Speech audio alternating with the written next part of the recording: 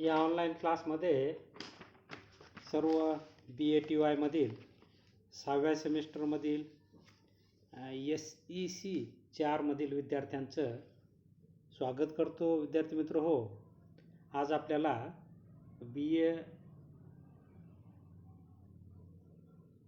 6व्या सेमिस्टरमधील जो आपल्याला SEC जे स्किल आहे, चौथं स्किल आहे उद्योजकता विकास, एंटरप्रेनरशिप डेव्हलपमेंट, या ठिकाणी आपल्याला याचा सिलेबस आपण पाहिलेला आहे. तर प्रत्यक्ष सिलेबसला या ठिकाणी आपल्याला आज सुरुवात करायची आहे. हा पेपर कंपल्सरी आहे. ज्या ज्या विद्यार्थ्यांनी अर्थशास्त्रामध्ये SEC घेतलेला आहे त्या सर्वांना हा पेपर कंपल्सरी आहे. विद्यार्थी मित्रांनो, याचं टायटल उद्योजकता विकास आहे. आपण पाहतो की भारतासारख्या विकसनशील देशांमध्ये जगाच्या तुलनेत 18% लोकसंख्या आहे. त्याचबरोबर आपण पाहतो की जगाच्या तुलनेत क्षेत्रफळ भारताचं 2.4% आहे. त्याचबरोबर जगाच्या तुलनेत भारतात नैसर्गिक साधनसंपत्ती ही 4% आहे. आणि मग आपण पाहतो की जगाच्या तुलनेत 18% लोकसंख्या असलेल्या या भारतामध्ये मानवी श्रमाच्या साहाय्याने वस्तूंवर प्रक्रिया करून आपण पाहतो की उत्पादनाची प्रक्रिया वेगाने घेऊन राष्ट्राचा विकास करणे हे नियोजनकर्त्याचं धोरण असलेलं आपल्याला दिसून येतं. परंतु आपण पाहतो की व्यक्तीचा उपयोग नियोजनात तेव्हाच होतो जेव्हा त्याच्याकडे कुठले तरी कौशल्य असतील, त्याच्याकडे कार्यक्षमता असेल, त्याला संधी उपलब्ध करून दिली असेल, किंवा कार्यक्षमता नसेल तर त्या कार्यक्षमतेच्या डेव्हलप केल्या जातील. त्याच्यातल्या क्षमता ह्या डेव्हलप झाल्या तरच मानवी श्रमाचा उपयोग उत्पादन प्रक्रियेत होऊन राष्ट्राचा विकास घडू शकतो. परंतु आपण पाहतो की भारतामधील जे शिक्षण होतं ते क्लर्क निर्माण करणारं शिक्षण आपण पाहतो की भारतामध्ये उद्योजकतेने निर्माण होऊ दिलेले नाहीत. उद्योजक त्यालाच आपण संयोजक असं म्हणतो की उत्पादनाचा हा एक घटक आहे. आपण पाहिलेलं आहे की उत्पादनाचे जे 4 घटक आहेत, भूमी, श्रम, भांडवल आणि संयोजक. हा संयोजक खूप महत्त्वाचा असतो. उत्पादन प्रक्रियेमध्ये संयोजक हा खूप महत्त्वाचा असतो, कारण आपण पाहतो की संयोजकाच्या कल्पनेतूनच उत्पादनाची प्रक्रिया वेग घेत असते, किंवा वस्तूवर प्रक्रिया किंवा नैसर्गिक वस्तूंमध्ये उपयोगिता निर्माण ही उत्पादक संयोजकाच्या कौशल्यातून किंवा प्रेरणेतून किंवा त्याच्या कार्यातूनच होत असते. आणि म्हणून एखाद्या राष्ट्राचा विकास हा आपण पाहतो की संयोजन कौशल्यावर खूप आधारित असतो. आणि आपण पाहतो की आपली शिक्षण पद्धती ही क्लर्क निर्माण करणारी असल्यामुळे भारतामध्ये संयोजकत्व निर्माण झालेलं नाही. कारण संयोजकत्व निर्माण करायचं असेल तर आपण पाहतो की तशी शिक्षण पद्धती, तसे संस्कार विद्यार्थ्यांवर, लहान मुलांवर झाले तर आपण पाहतो की त्याच्यातून संयोजन कौशल्य डेव्हलप होत असतं. आज जागतिक पातळीवर आपण पाहतो की चीनची अर्थव्यवस्था सर्वात वेगाने पुढे जात आहे. त्याचं मुख्य कारण म्हणजे त्यांनी त्यांच्या शिक्षणाबरोबर कौशल्ययुक्त शिक्षण जे विद्यार्थ्यांना देतं ते सर्वात महत्त्वाचं कारण आहे.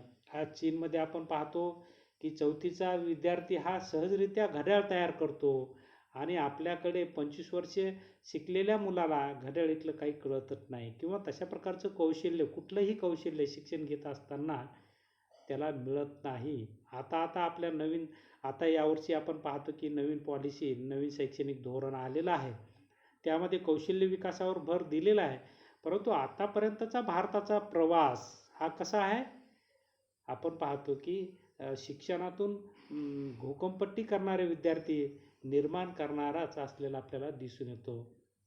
त्याचबरोबर आपण पाहतो की आता कुठेतरी आपण पाहतो की विद्यार्थ्यांना व्यावसायिक शिक्षण मिळत आहे, आणि तेही व्यावसायिक शिक्षण एवढं महाग करून टाकलेलं आहे की त्यामुळे ते म्हणजे बौद्धिक क्षमता असू नये, केवळ आर्थिक क्षमता नसल्यामुळे ते विद्यार्थी तशा प्रकारचं आपण पाहतो की शिक्षण घेऊ शकत नसल्यामुळेही देशाचं खूप मोठ्या प्रमाणात नुकसान होत आहे. भारतामध्ये आपण पाहतो की शिक्षण खूप महाग करून टाकलेले आहे, गरिबी खूप मोठ्या प्रमाणात आहे. आपण पाहतो की भारतात दारिद्र्य 29% आहे, आणि जवळपास तसं पाहायला गेलं तर शिक्षणाचा खर्च न पेलणारे 80% लोक भारतात आहेत. उच्च शिक्षणाचा खर्च न पेलणारे. मग शासनाने उच्च शिक्षण देखील मोफत देऊन मुलांमधील कौशल्य निर्माण करणे ही काळाची गरज आहे. परंतु शासन तसं न करता शिक्षणाचं खाजगीकरण करून मोठ्या फार प्रमाणात आपण पाहतो की फीस आकारणी करून खाजगी संस्था मोठ्या फार प्रमाणात फीस आकारणी करतात आणि पर्यायाने आपण पाहतो की विद्यार्थ्यांमध्ये अशा प्रकारचं उद्योजकता बाबतीतलं जे कौशल्य किंवा ज्ञान जे संस्कार व्हायला पाहिजे ते होत नाहीत आणि परिणामी आपण पाहतो की भारतामध्ये संयोजन कौशल्य किंवा उद्योजकता विकासामध्ये हे असे अनेक अडथळे असलेले आपल्याला दिसून येतात. आज आपण पाहतो की विकसित राष्ट्रांमध्ये मोठ्या फार प्रमाणात उद्योजकता विकास घडून येतो, परंतु भारतात घडून येत नाही. त्याचं हे मुख्य कारण आहे की भारतातील शिक्षण पद्धती, शासनाचं उदासीन धोरण आणि प्रशासकीय पातळीवर अयोग्य झालेली त्याची अंमलबजावणी, या 3 कारणांमुळे भारतातला मानव विकास होऊ शकला नाही.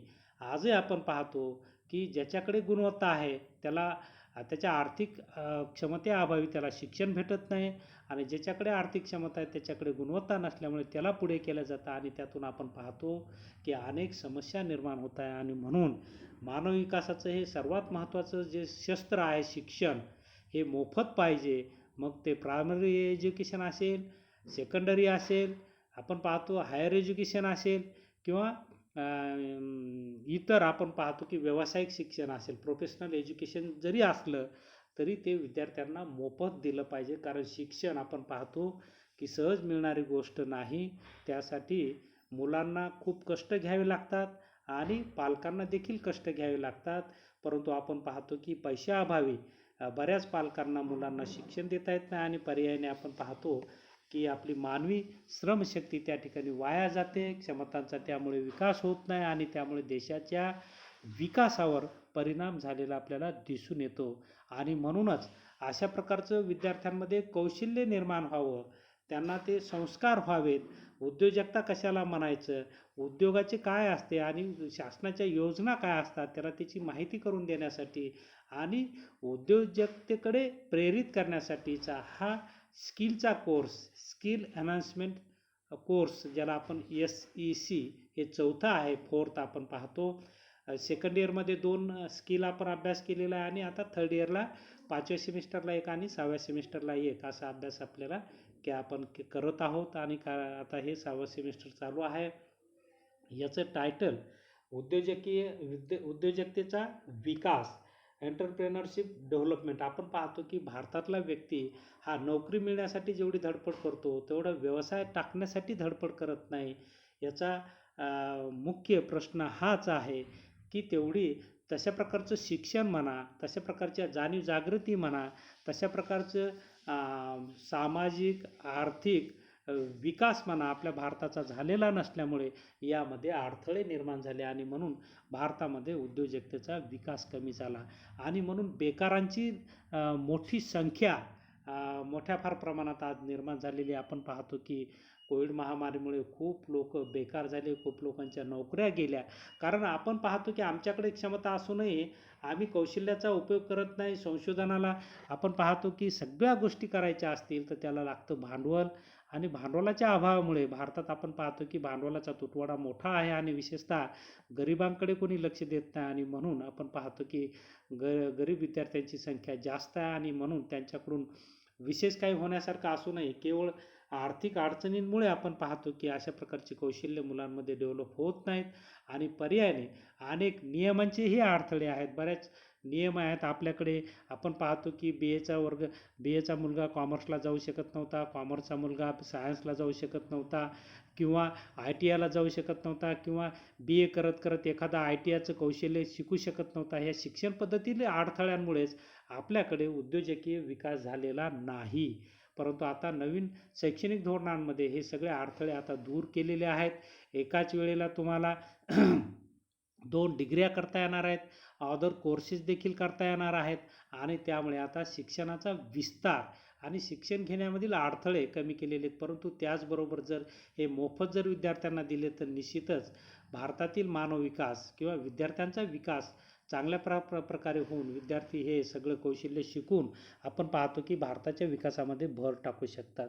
तर अशा प्रकारचं एक स्किल तुमच्यामध्ये डेव्हलप व्हावं यासाठी उद्योजकता कशाला म्हणायचं आहे, उद्योजक होण्यासाठी किंवा चांगला यशस्वी व्यावसायिक होण्यासाठी कुठले गुण अंगी असले पाहिजे, त्याच्यामध्ये कुठले कौशल्य असलं पाहिजे, त्याला कुठलं पूरक वातावरण असलं पाहिजे किंवा त्याच्यासमोर कुठले आदर्श असले पाहिजे.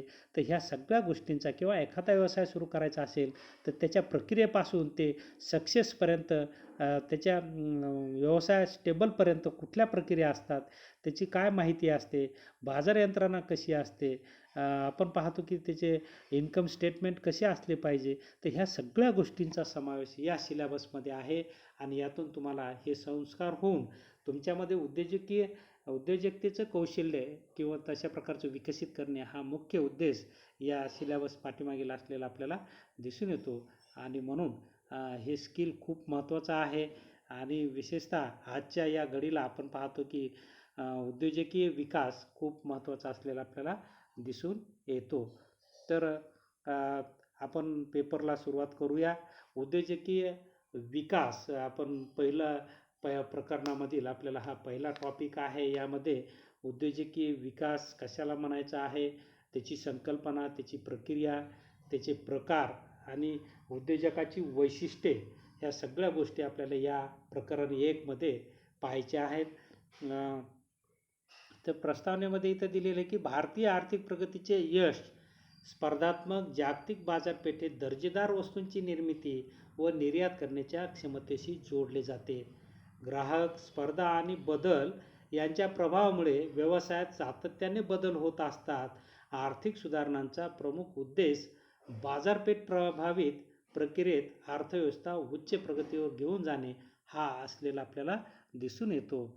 भारतात आर्थिक सुधारणेला 1991 पासून सुरुवात झालेली आहे आणि त्याचा परिणाम अर्थव्यवस्थेच्या सर्वच क्षेत्रावर झालेला आहे. त्यामुळे प्रत्येक वर्षी अर्थव्यवस्था ही पुढे विकसित होत आहे. औद्योगिक उत्पादनात लक्षणीय वाढ व सकल राष्ट्रीय उत्पादन GDP ज्याला आपण म्हणतो, यामध्ये उद्योग क्षेत्राचं मोठं योगदान असलेलं आपल्याला दिसून येतं. आपण पाहतो की भारतीय अर्थव्यवस्थेत मुख्यतः 3 क्षेत्र असलेले आपल्याला दिसून येतात. एक कृषी क्षेत्र आहे, दुसरं उद्योग क्षेत्र आहे आणि तिसरं सेवा क्षेत्र आहे. हे तिन्ही क्षेत्र एकमेकांशी निगडीत असतात, परस्परावर अवलंबित असतात. हे म्हणजे कृषीचा विकास झाला तर उद्योगाचा विकास होईल, उद्योग क्षेत्राचा विकास झाला तर सेवा क्षेत्राचा विकास होईल. अशा प्रकारे ही एक साखळी अर्थव्यवस्थेमध्ये असते असं आपल्याला दिसून येतं. आणि म्हणून आपण पाहतो की कृषी क्षेत्रातील, उद्योग क्षेत्रातील आणि सेवा क्षेत्रातील उद्योजकीय कौशल्य विद्यार्थ्यांमध्ये या ठिकाणी आत्मसात करणे किंवा निर्माण करणे हे या कोर्सचं मुख्य वैशिष्ट्य आणि अशा प्रकारचं शिक्षण, प्रशिक्षण आणि प्रेरणा या सिलेबसमधून विद्यार्थ्यांना दिल्या जाते. तर यामध्ये आपण पाहतो की मुख्य यामध्ये आपल्याला सांगता येईल की अशा प्रकारे पारदर्शकता, दर्जाची जाणीव आणि संपूर्ण दर्जा व्यवस्थापन याकडे लक्ष देणे गरजेचं असतं उद्योजकीय विकासमध्ये. त्यामध्ये आपण पाहतो की आपल्याला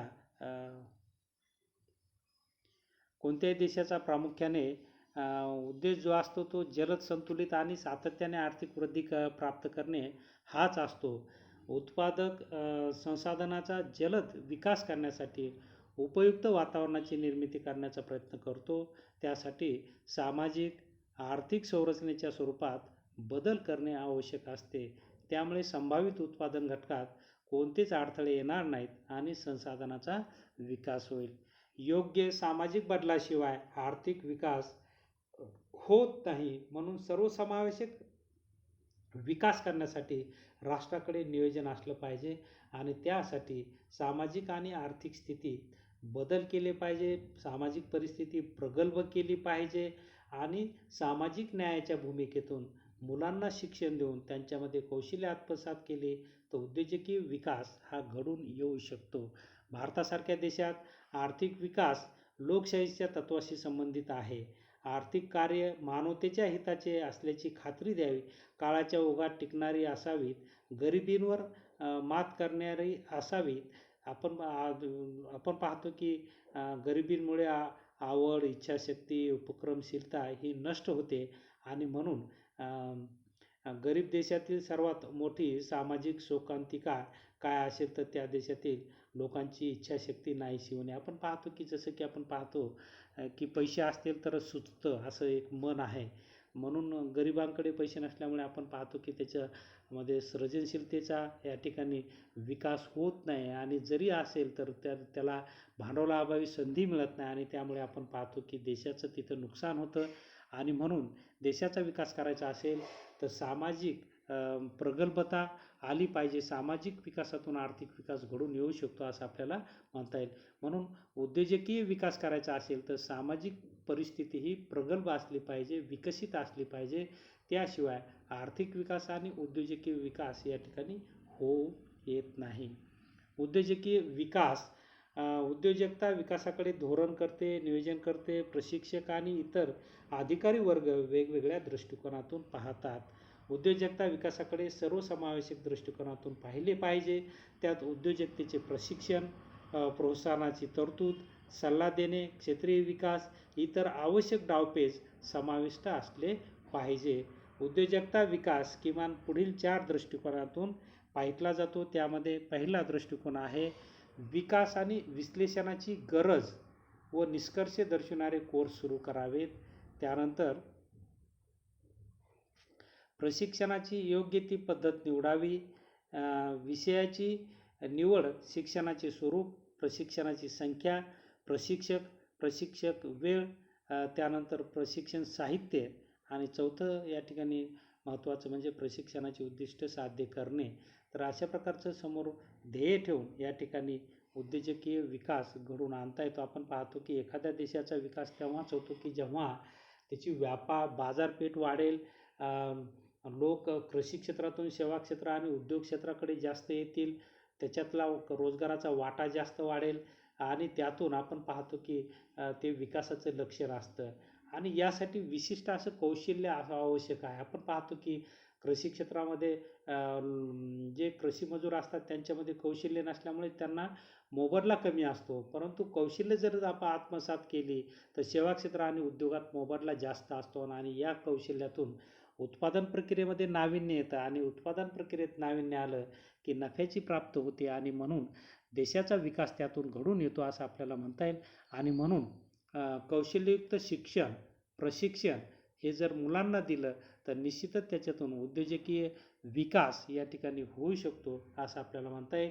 आपण पाहतो की आतापर्यंत भारतात या शिक्षणाचा अभाव होता किंवा तशा प्रकारचं शिक्षण गरीब लोकांना किंवा जे दुर्बल घटक आहेत त्यांना घेता आलं नाही. आपण पाहतो की भारतामध्ये गरिबीचं प्रमाण खूप मोठं आहे. लोकांना आपण पाहतो की त्यांच्या मूलभूत गरजाच पूर्ण झालेल्या नाही.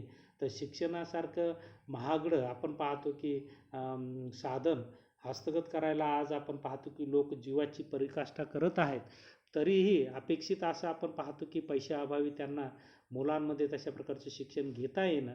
तर त्यासाठी शासनाने आपण पाहतो की शिक्षण हे मोफत केलं पाहिजे. कारण आपण पाहतो की मानव विकास हा राष्ट्राच्या विकासाच्या दृष्टीने सर्वात महत्त्वाचा असतो आणि शिक्षणातूनच कौशल्य प्राप्त होत असतात आणि तशा प्रकारची शिक्षणातील गुंतवणूक ही सरकारने वाढवणे, शिक्षणातील ज्या अटी शर्ती आहेत किंवा ज्या आपण पाहतो की जी बंधने आहेत ती बंधने या ठिकाणी खुली करायला पाहिजे आणि मोफत शिक्षण तेही लॉजिंग बोर्डिंग सहित जर दिलं तर निश्चितच मुलांमध्ये सर्व गुणसंपन्न अशी मुलं भारतातील तयार होतील आणि भारत एक विकसित राष्ट्र त्यातून उभा राहू शकतं असं आपल्याला प्रस्तावनेमध्ये म्हणता येईल. तर आपण पाहतो की उद्योजकीय कौशल्य हे खूप महत्त्वाचं असतं. कारण आपण पाहतो की शेती असो की एखादा व्यवसाय असो की एखादी उद्योगातील एखादी प्रक्रिया असो, ते ज्ञानाशिवाय किंवा त्याच्या प्रशिक्षणाशिवाय आपण पाहतो की ती फायद्यात राहत नाही किंवा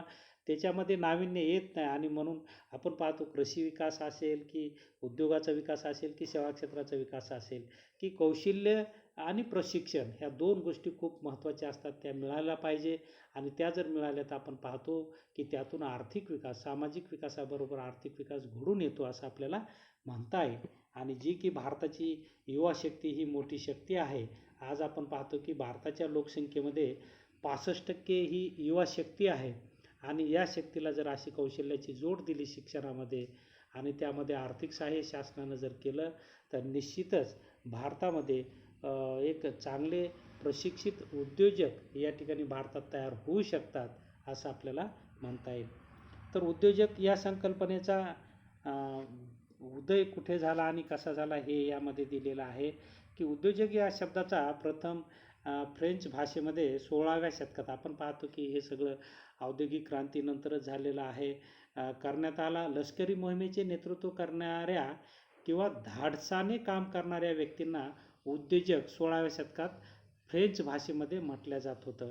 परंतु आपण पाहतो की 17व्या शतकात व्यावसायिकांना उद्योजक म्हणून ओळखल्या जाऊ शकू लागलं कारण आपण पाहतो की 17व्या शतक 17वा 18वा शतक हे औद्योगिक क्रांतीचं आहे आणि व्यावसायिकांना उद्योजक हे नाव दिलं जाऊ लागलं कारण त्यांच्यापासून नैसर्गिक साधनांवर प्रक्रिया केल्या जाऊ लागली, उत्पादन घटकांचं संघटन करण्यात येऊ लागलं आणि आपण पाहतो की या उत्पादन घटकाच्या संघटनामध्ये अनेक प्रकारचे धोके स्वीकारून लोक वस्तूंची निर्मिती करू लागले आणि म्हणून त्यांना आपण पाहतो की उद्योजक म्हणून त्यांच्याकडे पाहिलं जाऊ लागलं कारण एखाद्या वस्तूची निर्मिती करणं सहज सोपं नसतं. त्यामध्ये अनेक अडचणींचा सामना करावा लागतो आणि शेवटी नफा तोटा हा स्वतःलाच स्वीकारावा लागतो आणि हा मोठा धोका असतो. उत्पादन प्रक्रियेतील उद्योजक जे धोका स्वीकारतात तो मोठा धोका असतो आणि तो धोका विशिष्ट कौशल्य आणि प्रशिक्षण आत्मसात केल्याच्या नंतर धोका स्वीकारण्याची वृत्ती वाढते आणि त्यातून आपण पाहतो की लोकांना मोठे मोबदले मिळतात आणि मोबदल्यातून आपण पाहतो की व्यक्तिविकास आणि राष्ट्रविकास घडून येतो. तर 17व्या शतकामध्ये व्यावसायिकांना उद्योजक म्हणून ओळखल्या जाऊ लागलं आणि आज आपण पाहतो की सगळ्या क्षेत्रामध्ये जे लोक पुढे कौशल्ययुक्त असतील त्यांना आपण पाहतो की उद्योजक हे म्हटलं जातं की उद्योजक आपण पाहतो की जो धोका स्वीकारतो त्याला उद्योजक असं म्हटलं जातं किंवा तशा प्रकारचं आपण पाहतो की व्यापक वेगळा अर्थ आहे परंतु शॉर्टमध्ये जो कल्पकता ज्याच्याकडे कल्पकता असते, धोका स्वीकारतो आणि निर्भीडपणे कार्य करतो त्याला उद्योजक असं या ठिकाणी म्हटलं जातं. जसं की आपण पाहतो की व्यवसाय करताना व्यवसायामध्ये अनेक अनिश्चितता असतात.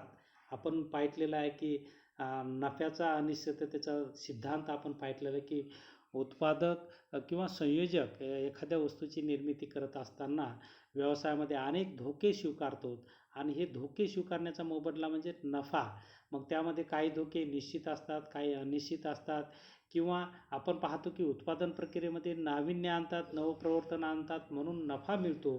तर अशा प्रकारे व्यवसाय करत असताना व्यावसायिकाकडून अनेक प्रयोग किंवा प्रक्रिया या ठिकाणी बदल केल्या जातात आणि बदलत्या काळानुसार त्यामध्ये बदल होतो आणि ते आपण पाहतो की तशा प्रकारचा स्वभाव असणाऱ्या व्यक्तींना उद्योजक असं या ठिकाणी म्हटलं जातं. आपण पाहतो की व्यावसायिकांना व्यवसाय करीत असताना अनिश्चिततेला सामोरे जावे लागते, नुकसान सहन करावे लागते, धाडसाने आपला व्यवसाय चालवावा लागतो. सरकारला अनेक कामे स्वतः करणे शक्य नसल्यामुळे काही कामे इतरांकडे सोपविणे भाग असते आणि म्हणून सरकार कामाची जबाबदारी जसे नद्यांवरील पुलाचे बांधकाम, धरणे तयार करणे, रस्ते तयार करणे खाजगी व्यक्तींकडे सोपवू लागले आणि यातून आपण पाहतो की धाडसी व्यक्तीच यामध्ये पुढे येऊ लागल्या आणि त्यातून आपण पाहतो की एक उद्योजक या ठिकाणी तशा लोकांना संबोधलं जाऊ लागलं. शेतकरी देखील अनियमित वातावरणाचा धोका स्वीकारतो आणि शेतीचा व्यवसाय करत असतो म्हणून शेतकऱ्यांनाही उद्योजक असं आपण म्हणू शकतो कारण आपण शेतीमध्येही असंख्य धोके आहेत. जसं की वातावरणातील बदल असेल, पर्जन्यमानातील बदल असेल, किमतीतील बदल असेल, हे सगळे बदल ही सगळी अनिश्चितता शेतकरी स्वीकारतो आणि शेतीमध्ये उत्पन्न करत असतो. म्हणून शेतकऱ्याला देखील उद्योजक असं आपण म्हणू शकतो. तर अशा रीतीने 18व्या शतकापासून उद्योजक हा शब्द प्रयोग धाडसी वृत्ती असणाऱ्या, अनिश्चित वातावरणात काम करणाऱ्या आणि मुख्य म्हणजे धोका पत्करणाऱ्या व्यक्तीच्या बाबतीत वापरला जातो. सध्याच्या काळात हा देखील सध्याच्या काळात देखील उद्योजकांना वरील कार्यपद्धती करावी लागते. उदाहरणार्थ उत्पादन घटकाचे संघटन करणे, विविध प्रकारचे निर्णय घेणे, धोरण ठरवणे. अनिश्चित वातावरणात अनेक बदल सातत्याने घडून येत असताना देखील ह्या गोष्टी करणे, त्याचा परिणाम आपल्या उद्योगावर अनुकूल कसा होईल या बाबतीतला कसोशीने प्रयत्न करून व्यवस्थापन करणे, त्याचं संचलन करणे, हे खूप मोठं धाडसाचं काम आहे आणि म्हणून अशा प्रकारचं कार्य करणाऱ्या व्यक्तीला उद्योजक म्हटलं जातं. मग अशा प्रकारचे या ठिकाणी उद्योजकाची व्याख्या आपल्याकडे आहे. या ठिकाणी उद्योजकाची व्याख्या रिचर्ड कॉन्टिलॉन यांनी केलेली आहे की उद्योजक म्हणजे आर्थिक व्यवहारात गुंतलेल्या सर्व व्यक्ती. उद्योजक कोणाला म्हटलेलं आहे की आर्थिक व्यवहारात गुंतलेल्या सर्व व्यक्तींना रिचर्ड यांनी उद्योजक म्हटलेलं आहे. ॲडम स्मिथची या ठिकाणी व्याख्या आहे की उद्योजक म्हणजे अशी व्यक्ती की जी उद्योगाला लागणारे भांडवल पुरविते, परंतु उद्योगाच्या महत्त्वाच्या भूमिकेत कोणत्याच प्रकारचे क्रियाशील होत नाही. त्यानंतर वेबस्टरची व्याख्या आहे, उद्योजक म्हणजे धोका पत्करणारी आणि व्यवसायाचे व्यवस्थापन करणारी व्यक्ती म्हणजेच उद्योजक होय. त्यानंतर पीटर ड्रकरची व्याख्या आहे, उद्योजक म्हणजे अशी व्यक्ती जी सातत्याने बदलाचा शोध घेते, त्याला अनुसरून कार्य करते आणि संधी म्हणून त्याचा उपयोग करते. नाविन्य हे उद्योजकाचे विशेष असे साधन असून त्याद्वारे विविध व्यवसाय आणि सेवा अंतर्गत बदलाचे संधीत रूपांतर करणाऱ्या व्यक्तीला उद्योजक म्हटलेलं आहे. त्यानंतर डेव्हिड मॅकलेलँडची व्याख्या आहे की उद्योजक म्हणजे अशी कोणतीही व्यक्ती जी उत्पादनाच्या साधनांवर नियंत्रण ठेवते आणि उपभोगापेक्षा अधिक उत्पादनाच्या विक्रीतून स्वतःसाठी उत्पन्न मिळवते. त्यानंतर शुम्पीटरची व्याख्या आहे, नवनिर्मिती करणारी व्यक्ती म्हणजेच उद्योजक. असे वेगवेगळ्या उद्योजकाच्या या ठिकाणी व्याख्या असलेल्या आपल्याला दिसून येतात. थोडक्यात जी व्यक्ती अनिश्चितता स्वीकारते त्याला उद्योजक म्हणतात, जी व्यक्तीकडून नवनिर्मिती होते त्याला उद्योजक म्हणतात, जी व्यक्ती आर्थिक व्यवहार करते त्याला उद्योजक म्हणतात, जी व्यक्ती उत्पादन घटकांचं संयोजन आणि कौशल्य संघटन करते आणि त्यातून उत्पादन प्रक्रिया पार पडते त्यालाही उद्योजक म्हटलं जातं. व्यापक अर्थाने आर्थिक प्रक्रिया करणाऱ्या किंवा क्रिया करणाऱ्या सर्व व्यक्तींना उद्योजक म्हटलं जातं. मग ह्या सर्व व्यक्ती आपल्याला कृषी क्षेत्रात, उद्योग क्षेत्रात आणि सेवा क्षेत्रात पाहायला मिळतात. तर अशा प्रकारे आपण पाहतो की व्यापक अर्थाने उद्योजकाचा अर्थ आपण या ठिकाणी पाहितलेला आहे. आता उद्योजकतेची वैशिष्ट्ये आपल्याला या ठिकाणी पाहायची आहेत. तर ही वैशिष्ट्ये आता आपण या ठिकाणी पाहूया. उद्योजकाची वैशिष्ट्ये पहा, पहिलं वैशिष्ट्य आहे सिद्धी प्रेरणा. आपण पाहतो की सिद्धी प्रेरणा ही उद्योजकतेसाठी सर्वात महत्त्वाची आवश्यक बाब आहे. कारण आपण पाहतो की उद्योग सुरू करण्यास प्रवृत्त होतो. सिद्धी प्रेरणा म्हणजे व्यक्तीला कार्य करण्यास प्रोत्साहित करणे, कार्य उत्कृष्ट करणे किंवा हाती घेतलेल्या कार्यात यश मिळवण्यासाठी आवश्यक ते प्रयत्न करणे इत्यादीचा समावेश सिद्धी प्रेरणेमध्ये होतो. म्हणजे सिद्धी प्रेरणा म्हणजे व्यक्तीला कार्य करण्यास प्रोत्साहित करणे. आपण पाहतो की अशा प्रकारचं प्रोत्साहन ज्या ज्या व्यक्तींना मिळालं त्यांनी आपण पाहतो नावलौकिक मिळालेलं आहे. मग आधुनिक शेतकरी असतील, आधुनिक उद्योजक असतील, व्यापारी असतील. आज आपण पाहतो की ऑनलाईन व्यापारामध्ये अमेझॉन असेल, त्यानंतर इतर खूप उदाहरणं आहेत. जसे की सॉफ्टवेअरमध्ये वेगवेगळे नवीन उद्योजक ज्यांना की अगोदर सुरुवातीला आपण पाहतो की एक वेळचं जेवणाची भ्रांत होती, असे लोक आज उद्योजक झालेले आहेत. जी लोक धोका स्वीकारतात, जी लोकांमध्ये कौशल्य आहे, ज्या लोकांकडे दृष्टी आहे, ज्या लोकांकडे प्रेरणा असते, असे लोक उद्योजक होतात असं आपल्याला म्हणता येईल. म्हणजे उद्योजकाचं सर्वात महत्त्वाचं वैशिष्ट्य की त्याच्याकडे प्रेरणा असते, की एखादं कार्य करण्यासाठी तो प्रोत्साहित होतो आणि त्यातून ते कार्य सिद्धीस जातं. त्याला ती सिद्धी प्रेरणा ज्याला आपण म्हणतो ती सर्वात महत्त्वाची असते. ते वैशिष्ट्य ज्या व्यक्तीमध्ये असतं ती व्यक्ती ही उद्योजक होते असं आपल्याला या ठिकाणी म्हणता येईल. त्यानंतर दुसरं वैशिष्ट्य आपल्याला सांगता येईल की धोका पत्करण्याची मानसिकता. बरेच लोकांमध्ये धोका पत्करण्याची मानसिकता नसते, म्हणून त्यांच्याकडे भांडवल असूनही ते उद्योजक होऊ शकत नाही किंवा तशा प्रकारचा नफा मिळवू शकत नाही. आणि म्हणून आजचं तर जागतिकीकरणाच्या मार्केटमधलं सर्वात मोठं सूत्र असे कोणतं असेल तर ते म्हणजे जास्त धोका जास्त नफा, कमी धोका कमी नफा. तर म्हणजे धोका स्वीकारा, नफा प्राप्त करा, अशा प्रकारचं हे सूत्र असलेलं आपल्याला दिसून येतं. आणि म्हणून जे उद्योजक ज्यांच्यामध्ये अशा प्रकारची वृत्ती असते धोका स्वीकारण्याची, तर किंवा अशी दृष्टी असते, तेच लोक यशस्वी उद्योजक होऊ शकतात असं आपल्याला म्हणता येईल. की धोका पत्करणे हा त्याचा अविभाज्य अंग असला पाहिजे, परंतु उद्योजकाने धोका पत्करत असताना सर्व वातावरणाचा विचार करूनच धोका पत्करत असतो. प्रयत्न करून यश मिळवण्याची त्यामध्ये शक्यता असते. धोका पत्करण्याची जबाबदारी उद्योजक क्षेत्रात घेतात आणि यशस्वी प्राप्त करून घेण्यासाठी त्या क्षेत्रात प्रवेश करतात. आणि त्याबद्दल आपण पाहतो की तशा प्रकारचं ज्याचा स्वभाव असतो धोका स्वीकारण्याचा तो उद्योजक होतो असं आपल्याला म्हणता येईल. त्यामुळं आपण पाहतो की आज शून्यातून विश्व निर्माण करणारी जगामध्ये अनेक उद्योजक आहेत, शेतकरी आहेत, अनेक सेवा देणारे लोक देखील आहेत. आपण पाहतो की ज्यांनी जसं की मुंबईमध्ये डब्यावाल्याचं उदाहरण दिलं जातं की डब्बेवाले की जेवणाचा डबा पोहोचवणारा एक उद्योग मुंबईमध्ये मोठा चालतो आणि हजारो लोकांना त्यातून रोजगार प्राप्ती करून दिलेली आहे. ज्याने सुरुवातीला हा धोका स्वीकारला आणि अशा प्रकारचं संघटन केलं, त्यातून लोकांना आपण पाहतो की सेवा देण्याचा प्रयत्न आहे. तर अशा प्रकारचं आपण पाहतो की ज्याच्यामध्ये धोका स्वीकारण्याची प्रवृत्ती आहे किंवा ते अंगभूत असतं अंग हे, तर तशा प्रकारचं हे एक वैशिष्ट्य धोका स्वीकारण्याचं ते उद्योजकांमध्ये असतं असं आपल्याला म्हणता येईल. त्यानंतर आपल्याला वैशिष्ट्य सांगता येईल की तांत्रिक योग्यता. एखादा उद्योजक आपण पाहतो की त्याच्यामध्ये तंत्रज्ञानाचं कौशल्य असलं पाहिजे, की एखादा व्यवसाय कसा चालवावा किंवा त्याच्याबद्दलचं आधुनिक तंत्रज्ञानाबद्दलचं त्याला सगळी माहिती असली पाहिजे आणि त्याचा वापर त्यामध्ये करता आला पाहिजे. नाहीतर घरी कॉम्प्युटर आहे आणि वापरच करता येणार, मोबाईल जवळ आहे वापरच करता येणार, तर त्याचे त्याला फायदे होणार नाहीत. आणि म्हणून फायदे जर करून घ्यायचे असेल तर तांत्रिक योग्यताही त्या व्यक्तीकडे असली पाहिजे. म्हणजे उद्योजकता विकासामध्ये तांत्रिक योग्यता हा सर्वात महत्त्वाचा पार्ट असलेला आपल्याला दिसून येतो.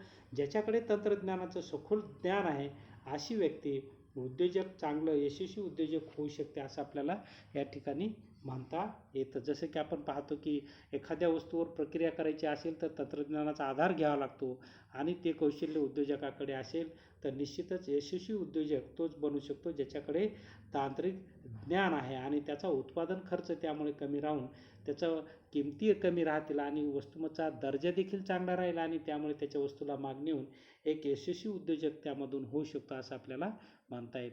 त्यानंतरचं वैशिष्ट्य आपल्याला सांगता येईल की योग्य निर्णय क्षमता उद्योजकांमध्ये असली पाहिजे, तोच चांगला उद्योजक होऊ शकतो. नाहीतर आपण पाहतो की निर्णयात वेळोवेळी जर बदल झाले तर आपण पाहतो की व्यवसायात नुकसान होतं आणि आपण पाहतो की नुकसान हे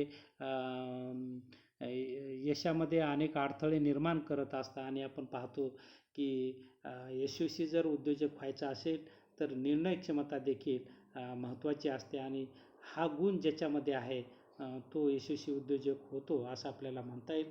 की जसं की आपण पाहतो की एखादा व्यवसाय सुरू करायचा असेल, मनात खूप येतं हे करावं ते करावं, पण निर्णयच होत नसेल तर उपयोग नाही. तर निर्णय क्षमता ही खूप महत्त्वाची असते. पहिले एक मन आहे, ऐकावे जनाचे करावे मनाचे, आणि त्यामुळे त्यातून आपल्याला आपण पाहतो मनातून जर केलं आपण तर त्यामध्ये यश मिळत असतं. आणि म्हणून निर्णय क्षमता ही खूप महत्त्वाची असलेली आपल्याला दिसून येते. त्यानंतर आत्मविश्वास खूप महत्त्वाचा असतो की हे एक वैशिष्ट्य उद्योजकाचं आहे की एखादा व्यवसाय सुरू करायचा असेल तर त्याच्यामध्ये आत्मविश्वास असणे गरजेचं असतं. नाहीतर आत्मविश्वासच नाही तर व्यवसाय सुरुवात होऊ शकत नाही किंवा व्यवसायाची प्रगती होऊ शकत नाही. म्हणून आत्मविश्वास खूप महत्त्वाचा आहे की हम होंगे कामयाब एक दिन. अशा प्रकारचा जर आत्मविश्वास असेल तरच यशस्वी उद्योजक होऊ शकतो असं आपल्याला म्हणता येईल. त्याचबरोबर प्रामाणिकता हे एक उद्योजकाचं वैशिष्ट्य आहे. आपण पाहतो की व्यवसायात जर टिकायचं असेल तर प्रामाणिकता हा महत्त्वाचा गुणधर्म आहे की तुम्ही प्रामाणिक राहून वस्तूची निर्मिती केली पाहिजे किंवा लोकांशी संबंध तसे डेव्हलप केले पाहिजे. लोकांचा जेवढा विश्वास तुमच्यावर जास्त तेवढं तुमची उद्योग व्यवसायाची भरभराट जास्त. नाहीतर तुम्हाला 4 दिवस लोकांना फसवू शकता, 5व्या दिवशी तुमची फसवणूक लक्षात येईल, वस्तूंमधील भेसळ लक्षात येईल किंवा वस्तूची तुमच्या क्वालिटी नसेल, गुणवत्ता नसेल तर ते लक्षात येईल. एकदा ग्राहक फसवू शकतो परंतु 1000 वेळा फसणार नाही. आणि एकदा ग्राहकाच्या लक्षात आलं की हा व्यक्ती आपल्याला फसवतो तर तुमचा व्यवसाय अडचणीत येऊ शकतो. आणि म्हणून आपण पाहतो की प्रामाणिकता हा गुणधर्म खूप महत्त्वाचा आहे. आज आपण पाहतो की जसं की पहिले आपण पाहतो की सुरुवातीच्या काळातही ऑनलाईन काही वस्तू भेटत होत्या पण त्यामध्ये प्रामाणिकता नव्हती. आपण एखादी वस्तू मागितली तर दुसरीच वस्तू त्यामध्ये येत होती आणि म्हणून फसवणूक खूप व्हायची. म्हणून लोकांचा विश्वास नव्हता. परंतु आता जग खूप बदललेलं आहे आणि लोकांनी आता आपण पाहतो की ही प्रामाणिकता Amazon असेल किंवा इतर कंपन्या असतील त्यांनी ती स्वीकारली. आणि आज आपण पाहतो की आपण पाहतो की 1-1 लाख रुपयाच्या वस्तू ऑनलाईन मागवत आहेत. म्हणजे एवढा लोकांचा विश्वास हा आता ऑनलाईन कंपन्यावर आता निर्माण होत आहे. आणि त्यातून आपण पाहतो की व्यवसाय भरभराटीला येण्याचं सर्वात महत्त्वाचं कारण कुठलं असेल तर ते प्रामाणिकता आहे. आणि म्हणून प्रामाणिकता, एखाद्याचं चूक झाली तर प्रामाणिक मान्य करा, नुकसान झालं तर नुकसान भरपाई करून द्या किंवा विश्वासाला तडा न जाऊ देणे हे सर्वात महत्त्वाचं कौशल्य हे उद्योजकांमध्ये असलं पाहिजे. ती प्रामाणिकता ज्या उद्योजकांमध्ये आहे, कामगारांमध्ये आहे किंवा संघटनाच्या इतर उत्पादनाच्या घटकांमध्ये असेल तर निश्चितच त्यातून वस्तूची निर्मिती गुणवत्तायुक्त होऊन एक चांगला उद्योजक किंवा व्यवसाय त्यातून भरभराटीस येऊ शकतो असं आपल्याला म्हणता येईल.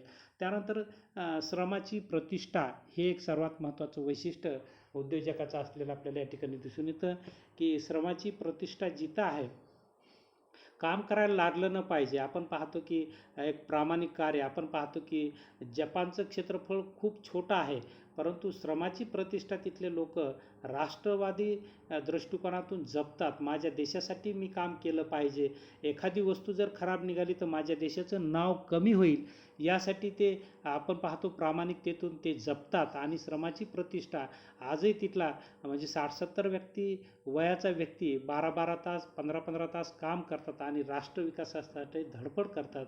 तर ही श्रमप्रतिष्ठा सगळीकडे असली पाहिजे. ज्या राष्ट्रांमध्ये श्रमप्रतिष्ठा आहे तर तिथे उद्योजकीय विकास घडून येतो असं आपल्याला म्हणता येईल. नाहीतर आज आपण पाहतो की एखाद्या श्रमाचा सन्मान नाही झाला, त्याला आवश्यक असं पेमेंट दिलं नाही तर ते आपले कौशल्य त्या ठिकाणी वापरणार नाही आणि त्यातून वस्तूचा दर्जा घसरेल आणि व्यवसायाला नुकसान पोहोचेल. आणि म्हणून श्रमाची प्रतिष्ठा जपली पाहिजे, काम केलं पाहिजे. पण कोणतंही काम या ठिकाणी श्रेष्ठ असतं आणि म्हणून आपण पाहतो की भारतात विशेषतः कामामध्ये भेद केला जातो. हे काम चांगलं, ते काम वाईट, अशा प्रकारे भेद केल्यामुळेच आपण पाहतो उद्योजकीय कौशल्य निर्माण होत नाही किंवा त्यामध्ये अडथळे निर्माण होतात. परंतु उद्योजकता जर निर्माण करायची असेल तर श्रमाची प्रतिष्ठा ही जपली पाहिजे.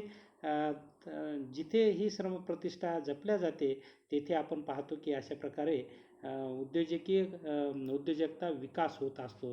त्यानंतर भावनिक संतुलन हे एक महत्त्वाचं वैशिष्ट्य असलेलं आपल्याला या ठिकाणी दिसून येतं की कामगारापासून ते व्यवस्थापनापर्यंत वरिष्ठ पातळीपर्यंत काम करणाऱ्या अधिकारी वर्गापर्यंत सर्वांसोबतच सतत उद्योजकाला संबंध चांगले ठेवावे लागतात. आणि अशा वेळेस भावनिक संतुलन राखणे आवश्यक असते. भावनिक संतुलन न ढासळता निर्णय घेऊन प्रसंगी योग्य पद्धतीने हाताळण्याची हातोटी उद्योजकाकडे असणे गरजेचं असतं. आणि म्हणून हे एक महत्त्वाचं वैशिष्ट्य, भावनिक संतुलन हे महत्त्वाचं वैशिष्ट्य उद्योजकाकडे असणं गरजेचं असतं. त्यानंतर नाविन्याचा आविष्कार हे एक महत्त्वाचं वैशिष्ट्य असलेलं आपल्याला दिसून येतं की उद्योजकाकडे अत्यावश्यक असणाऱ्या वैशिष्ट्यांपैकी नाविन्य हा एक महत्त्वाचं वैशिष्ट्य आहे की जागतिकीकरणाच्या युगात उद्योगाचा विस्तार करण्यासाठी तसेच उद्योगाचे अस्तित्व टिकविण्यासाठी उद्योजकाच्या अंगी नाविन्य असलं पाहिजे. जसं की आपण पाहिलेलं की नफा नाविन्यातूनच मिळत असतो. शुम्पीटरने म्हटलेलं आहे की जिथे नवप्रवर्तन तिथे नफा, जिथे नवप्रवर्तन तिथं स्पर्धेत उद्योजक टिकू शकतो. म्हणून नाविन्य हा महत्त्वाचा घटक उद्योजकांकडे असला पाहिजे, ते गुण असला पाहिजे किंवा त्याचं वैशिष्ट्य त्याच्याकडे तसं असलं पाहिजे. तर अशा प्रकारे आपल्याला या ठिकाणी ही महत्त्वाची वैशिष्ट्ये, उद्योजकाची महत्त्वाची वैशिष्ट्ये असलेली आपल्याला या ठिकाणी दिसून येतात. त्याचबरोबर उद्योजकाचे या ठिकाणी कार्यही आपल्याकडे या ठिकाणी आपल्याला पाहायला मिळतात. तर या ठिकाणी कार्यामध्ये आपल्याला पाहता येईल की उद्योजकाने नवीन कल्पनेचा शोध घेतला पाहिजे. आपण पाहिलं की शुम्पीटरने म्हटलेलंच आहे, ज्या उद्योगांमध्ये आर्थिक क्रियात सातत्याने बदल होतात, म्हणजे वस्तूच्या उत्पादन पद्धतीमध्ये नाविन्य आणलं जातं, त्या उद्योगाला नफा प्राप्त होतो. आणि म्हणून आपण पाहतो की उद्योजकामध्ये हा एक महत्त्वाचा गुण असला पाहिजे की नवीन कल्पनेचा त्याने शोध घेतला पाहिजे. त्याचबरोबर उत्पादन घटकाचे त्यानं एकत्रीकरण केलं पाहिजे. त्याचबरोबर उद्योग संस्थेची उभारणीही हा महत्त्वाचा गुण त्याच्याकडे असला पाहिजे. त्याचबरोबर उपक्रमाचे व्यवस्थापन त्याच्याकडून व्यवस्थित झालं पाहिजे. त्याने व्यूहरचना व्यवस्थित केली पाहिजे. आपण पाहतो की सर्वात महत्त्वाचा हा गुण आहे की त्याने धोके ओळखून व्यवस्थित प्री प्लॅनिंगनं आपण पाहतो की उद्योगाची उभारणी झाली तरच आपण पाहतो की उद्योग यशस्वी होतात. त्याचबरोबर अनिश्चिततेची जबाबदारी त्यानं स्वीकारली पाहिजे. त्याचबरोबर उपक्रमांचा विकास घडून आणला पाहिजे. व्यावसायिक निर्णय वेळेत घेतले पाहिजे. त्याचबरोबर नेतृत्व गुण त्याच्यामध्ये असला पाहिजे. नाविन्याचा अवलंब त्याने केला पाहिजे. उपक्रमाचे व्यवस्थापन व्यवस्थित केलं पाहिजे.